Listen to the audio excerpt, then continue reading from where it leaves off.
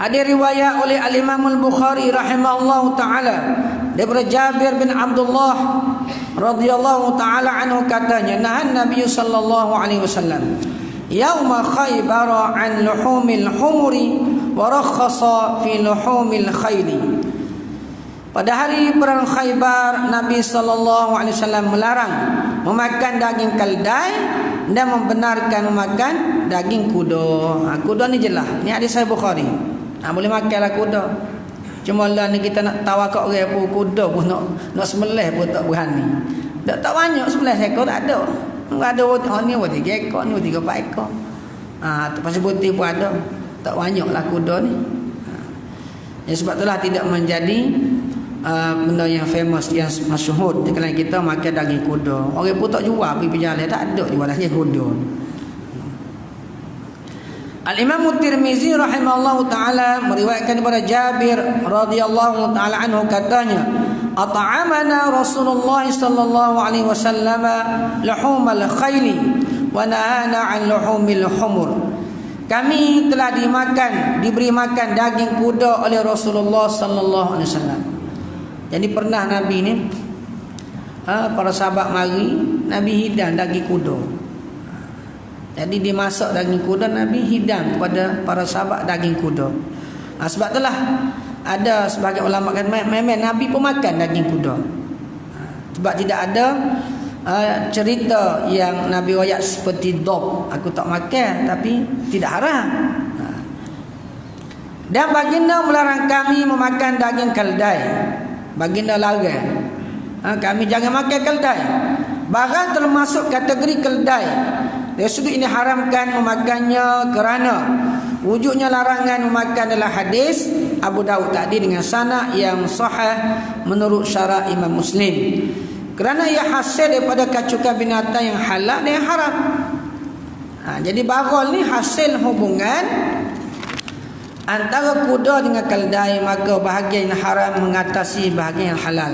Inilah kan Nabi riwayat ada begini, timbul kaedah dalam Islam, kaedah mudahnya idza ijtama'al halal wal haram ghullibal haram. Bila bercampur halal dengan haram, dia akan benar yang haram. Gitu. Misalnya pelaburan. Kalau kita ngaji dah bab jual beli mula, saya boleh balik. Pelaburan. Dulu ASN, ASB pernah fatwa JAKIM mengatakan haram. Kerana pelaburannya banyak terlibat dengan benda haram. Dulu. Kemudian zaman Tun Mahathir mula, fatwa itu tidak digezetkan kerana dia berusaha untuk jangan sampai tak yang haram tu terlalu banyak. Terlalu banyak bercampur dengan riba, bercampur dengan perniagaan yang tidak halal.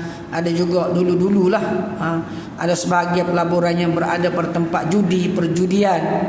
Jadi dia buat akhirnya dalam suatu ketika dalam 10 tahun yang lalu fatwa terkini kata ASN, ASB halal.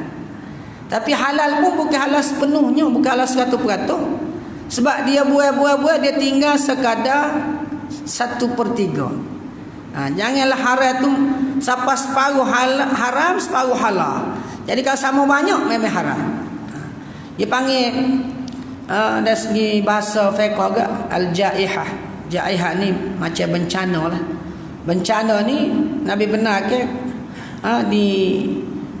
diguna pakai lah ketika bencana tu sekitar 1/3 sulus 1/3. Jadi lana duk kaji balik sejauh mana pelaburan keseluruhannya, adakah melebihi 1/3? Kalau 70% yang halal, 30% yang haram, maka muamalat tu dikira halal. Halal sebab payah dari segi keseluruhan pelaburan itu, pelaburan Bumi Putra yang terbesar berbilion-bilion ASN ASB ni. Jadi oleh kerana dah banyak dah, dia terlajak dah nak jadi halal semua memang payah. Sebab tu saya cadek ke mula masa ngaji bab jual beli tu, bab mudharabah dan sebagainya dulu. Dia sebut dah, saya kata kalau kita ada pelaburan ASN, dulu ada belakang cikgu-cikgu ni. Zaman ayah saya, tua saya ada. Jadi ada pelaburan tu, ni masuk sikit-sikit. Jadi kalau kita dapat dividen, kita nak sebersih, dividen tu dapat 100 riyal. halal kita makan, ambil 70 riyal, 30 riyal tu sedekah. Itu lebih selamat. Kaedah asalnya idza ijtama'al halal wal haram ghullibal haram. Bila bercampur aduk halal dengan haram, dia jadi haram. Terutamanya bila dapat dikesan banyak. Semua haiwan yang dibenci tidak dimakan kerana jijik oleh orang Arab di zaman Nabi sallallahu alaihi wasallam, maka haram. Haiwan yang dibenci seperti serangga, mata kecil yang melata, serangga, lipai, haram makan. Kalau jengking, tengok di Wuhan kan, kalau jengking cucuk dengan lidi, dia bakar, dia makan seperbakar, pemakan belalai. Nak dia cucuk 3 ekor kan, jual pergi jalan, dia kalau jengking, dia makan. Jadi orang Arab mula tak makan kalau jengking, cuma lipah dia tak makan. Tak ada bunyi ni, sate lipah tak ada. Kalau lipah ni busuk sangat. Nak ayatnya Islam ni ada peraturan yang lebih logik dari segi akal. Dan sebagainya lah, seperti serangga, kita kata semut besar, anak-anak, pokio, kerenggo, tak boleh makan. Tak boleh ambil sarang kerenggo dengan telur-telur pakai gori. Tak boleh makan. Dari semua jenis serangga yang berbentuk jijik tadi adalah haram, kecuali haiwan yang disebut halal oleh syarak secara khusus. Ada hadis, ada dalil. Seperti yarbuk. Yarbuk ni saya sebut dah tadi. Dia kalau tengok macam dekat macam anak tikus, yarbuk. Dia arnak, sejenis arnak kecil. Tu boleh makan. Dhab ni dia terjemah sini biawak pasir, macam biawak pasir. Dia bukan serupa dengan biawak 100%. Ekor lain, muncung lain, cara makan dia lain. Cuma secara jelas, cara mudah kan, kalau kita pergi pada pasir kan, nampak dia pun lari sebab biawak pasir lah. Biawak pasir pak kita ni lah. Tapi dia lain sikit, muncung lain. Sebab kita kata ulang dengan beluk lah. Ulang tak boleh makan, beluk boleh makan. Beza mana? Boleh gelengok panjang serupa ya. Serupa. Begitu juga bewak dengan dhak, nampak serupa. Tapi bewak tak boleh makan, dhak boleh makan. Jangan keliru. Bila buat kaji antara dua tu memang berbeza dari segi daging, dari segi habitat. Dia tidak jenis makan telur temula, makan bewak kan, telur temula pun dia makan. Bukan sangat bewak zaman itu kan. Kalau baru temula pun kita pun makan zaman itu. Bakar tak. Nak bewak dia makan benda busuk, bangka dia makan, benda-benda busuk dia makan. Tak bukan lagu tu. Dibenarkan kerana habitat dia berlain yang sedikit, dia lebih bersih. Dan dok ni tahan lama dari segi hidup.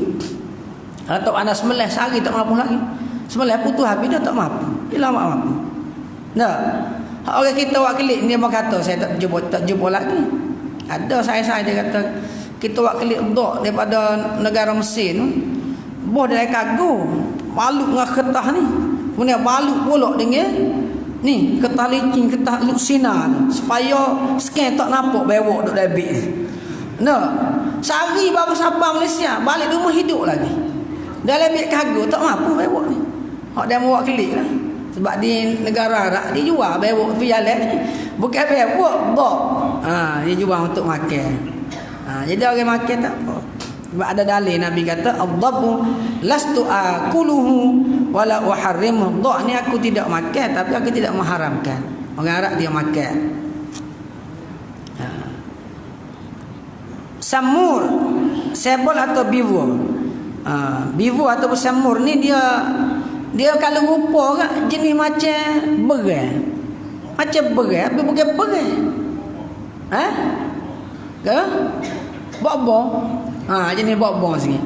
Tu boleh makan. Hak melawan dengan ular. Bok-bok kan dia lawan dengan ular senduk benda dia bok-bok ni. Jenis gitu. Bivu ni. Landok kena berlaku. Amo duk search carilah nak dalam internet kat gambar, dalam kamus Marbawi pada ada gambar ni. Kamar bawi ni masuk juga gambar-gambar binatang-binatang tu, hak alai tu dia halal. Syekh Idris Al-Marbawi orang Perak. Jadi kita boleh tengok situ gambar-gambar dia. Anak-anak kita dengan sekolah harap kak, memang wajibnya beli kamus Al-Marbawi tu, kata beli kak. Maknanya tak ngaji lah tu. Kamus utama lah, dictionary utama kak, kamus Al-Marbawi. Ada kamu. Kalau kamu baru sikit, kamus Asy-Syamil. Tu guru-guru saya buat mula tu. Waktu mudah benar ya buat. Kita ambil kamus Inggeris. Kamus tu ada terjemah bahasa Melayu. Kita masuk kamus tu kita masuk Arab pula. Terjemah Arab pula. Gambar ada 1000 lebih. 2 jilid besar lah. Jekal lebih.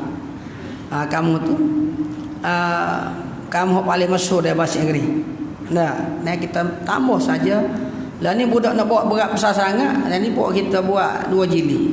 Kamu Asy-Syamil. Situ pun saya dulu antara yang terlibat juga, kita masukkan gambar-gambar ni. Kita tiru kitab Kamus Al-Marbawi, kita tiru juga cara dia tu. Kalau halal kita buat halal. Jadi senara-senara ni kalau budak-budak ngaji sekolah harap, belilah kamu saya tu. Asy-Syamil kamu bukan saya seorang ramah. Kita buat untuk sama-sama rakyat kita ni atau pelajar-pelajar di negara Arab tu mengenali secara lebih banyak gambar-gambar ini masuk ke situ, binatang-binatang dan sebagainya. Landok ni boleh makan, tak ada masalah. Landok ni cuma dia binatang kawalan jugalah. Kalau perah landok ni dia cepat biak ni. Nah, orang perah dalam zoo pun dia mudah biak. Dia di bukit-bukit. Kalau orang tahan juga landok ni musim-musim hujan. Musim-musim hujan bila sebelah 12 je tubik lah. Kawasan bukit-bukit kita ni banyak landok ni. Banyak landok. Amo orang suruh sembelih dah sekali. Kita sembelih landok lah. Sembelih lepas tu dia suruh makan, kita makan. Yang ni ayatnya boleh makan. Kita tahu boleh makan tu kali pertama, tahun lepas makan. Saya pun pergi ke Syekh Wazir. Gula siap dah, wasuk siap dah, goreng siap dah. Syekh Wazir lah. Dia kata Allah, Ustaz ni kali pertama kita makan landok ni. Kata moga ada orang bui kat kita makan, nak terah juga kata. Ada. Gitu. Landok. Wabru ni hairat ataupun kene. Ni ialah kone ni. Dia rupa macam berai juga. Macam berai juga. Dia hampir sama rupa dengan beaver tadi. Dia hampir sama. Macam kalau kita negara Arab ada lagi. Ada nak serupa dengan anjing juga. Tapi tidak anjing. Tu. Dabu tu. Baik. Apa ni? Ada lagi Ibnu Us, Sigung dan sebagainya. Dia akan hurabau ni. Yarbuk ni apa dia haiwan seperti tikus. Tetapi ekornya panjang. Begitu juga kedua telinganya. Zaman dulu orang duk gagah bak tupa zaman gitu. Zaman Al-Mantuq ni Aziz mula kan. Tupa ni ia ada 2 spesies. Ada sinjap. Ia macam tupa. Hak tu halal. Ada hak tidak halal. Ada ulama yang lebih luas dia kata tupa ni dalam kajian-kajian saintifiknya tidaklah terlalu bahaya dari segi dia makan buah-buah. Buah-buah yang bukan kata dia makan busuk. Tupa ni dia makan buah-buah baru. Dia tebuk buahnya, dia makan buahnya. Dia makan. Dia molek-molek pula tu dia makan. Kalau ada dia musakin, ada yang kapal, dia makan musakin dulu. Tu tupa. Bijak juga dia ni tupa ni. Jadi ada setengah ulama yang terbuka dia kata tupa ni sebahagian besarnya jenis boleh makan. Tapi dalam kaum Marbawi sinjap tiwak gambar tupa juga dia boleh, dia tak halal boleh makan. Di kaum Marbawi tu ada gambar tu jenis spesies tupa mai ke bawah ni. Amo depan nak mula pondok modern ni ada budak-budak Sabah lah. Dia rajin nyupi ni. Tupa-tupa ada mampuk dia supi. Kena dia sembelih kata dia panggil ni hari makan. Kamu dia lagu ni sepotiku. Tupa dia kata. Ya masuk tupa. Jadi dia biasa makan tak apa dia kata. Jenis tidak kata dia ni ada sesuatu yang boleh merosakkan mudarat ke kesihatan. Jadi saya nak sebutnya Islam ni sangat teliti. Walaupun nak serupa, ada boleh, ada tak boleh. Apa kita kata tak ada lah, berai tak boleh, tapi ada nak serupa berai tu boleh. Kedua kakinya lebih panjang daripada kedua tangannya. Tangan ni hak mana tangan? Tangan hak depan kira tangan. Kaki belakang dia panjang. Walaupun dia ni macam tiku, tapi dia seperti tiku. Tiku kaki depan kaki belakang habis yang sama panjang ya. Dia nampak perbezaan. Perbezaan dia yarbu boleh makan. Samur ialah haiwan yang menyerupai kucing. Ia termasuk daripada keluarga serigala Turki. Samur saya sebut tadi lah. Serigala ni spesies anjing lah. Serigala kita panggil, setengah orang panggil anjing serigala. Tapi sejenis macam serigala juga rupa. Dia ni rupa seperti kucing, tapi dia makan juru sikit pada anjing. Anjing ni makan belakang. Nah, kalau busung sikit-sikit dia makan lagi. Dalam sapah kan dia kuih cari makan dalam sapah. Tapi kalau samur dia tak makan dah dalam sapah. Itulah perbezaannya. Jadi orang Arab gitu makan, dia tengok dah dari segi habitat ni. Tak bunyi zaman negara Arab makan anjing. Zaman Nabi tak bunyi. Tapi samur orang Arab makan samur. Walaupun rupa hampir nak sama dengan anjing, bukan kamu merbau. Nak sama dengan anjing. Tapi habitat, cara hidup, cara makan. Itulah kaedah Islam ni. Wabru, haiwan yang lebih kecil daripada kucing, kelopak matanya hitam dan tidak berekor, juga boleh makan. Ibnu Ars, haiwan jinak yang memusuhi tikus. Dia balas menang dengan tikus. Jadi dia ni seperti tikus juga. Ia masuk lubang tikus dan menghalaunya. Kalau letak dia, tikus tak mari lalu. Tikus tak mari lalu. Jadi dia ada tu buat ni kita ya, kadang-kadang tak tahunya. Hak ni tak, ia allergic ke gon ni, hak ni allergic ke gon ni. Nah, cara orang tua zaman itu ya pandai. Kalau kucing ni jenis bosan duk main berok tangga semua. Dia buat air sirap ya. Air sirap buat dalam botol sirap merah tu. Tok tepi-tepi sana. Kucing tak boleh, dia tak pergi berok kalau pak ada air sirap. Dia allergic dengan tu. Tak saya tanya dia lah, buat apa? Kalau boleh tanya dia, ya. Ya. Tapi terang buat lah. Ambo pergi ada orang tanah Portugia molek lah. Dia asfar ni dia perli. Molek lah, ambo beli juga 150 hias pohon. Dia perli. Dia raja perli. Dia tanah tengok sekeliling tu gak nyebuh air sirap. Kata buat gapo ni? Dia kata ambo payah kucing banyak dah terboga ni tak marilah dia. Dia botol. Air sirap payah buruk duk gitu. Tak sebegul logam lah. Air sirap kan kocok-kocok pada botol. So kelilingi pohon-pohon dia. Betul banyak pada. Dia kata dia saya ni dia gomahan. Dah. Nyak nak kucing mari berok ke gapo. Jadi tak mari. Maknanya ada. Jadi jenis binatang macam hak tikus ni, dia bukan sport tikus takut ke dia. Kalau dia ada lari tikus. Jadi itulah beberapa jenis. Al-Imam Al-Bukhari meriwayatkan hadis yang menyatakan halalnya makan dhab. Daripada Ibnu Umar radhiyallahu taala anhuma katanya, Nabi sallallahu alaihi wasallam bersabda, "Adh-dhabu lastu akulu wala uharrimu." Aku tidak makan dhab dan aku tidak mengharamkannya. Nabi tak ada liu lah. Sebab tu bila Nabi tak ada liu kerana boleh jadi napuk, seolah Nabi tidak menggalakkan. Sebab itulah setengah ulama dia sebut dhab harus dimakan, tapi tidak digalakkan. Nak akan nak ubat kadang-kadang boleh juga, kata jenis ubat kata. Jadi tidak digalakkan. Setengah kata siapa tak makruh, tapi makruh bukan kata makruh yang berat, makruh yang ringan. Mana orang yang ada liu kat makan gilah, tak ada masalah. Yang menjadi perkiraan masalah penghalalan dan pengharaman ialah adat kebiasaan bangsa Arab, kerana mereka lah orang yang mula-mula ditujukan perintah syarak. Jadi Nabi tak ada mari pak kita Malaysia ni. Dalam masa yang sama Nabi sallallahu alaihi wasallam diutuskan di kalangan mereka dan Al-Quranul Karim diturunkan kepada mereka. Itu sebabnya perkiraan mudahnya kita ambil daripada yang orang Arab. Itulah saya kira prinsip pertama. Kita ada dua lagi, prinsip kedua dan ketiga insya-Allah kita akan sambung semula. Jadi jenis burung tu ayat ni burung ni. Jenis makanan pelbagai bentuk lagi kita boleh bincang binatang dan juga serangga ni. Allah Subhanahu wa taala alam. Bismillahirrahmanirrahim. Alhamdulillahirabbil alamin.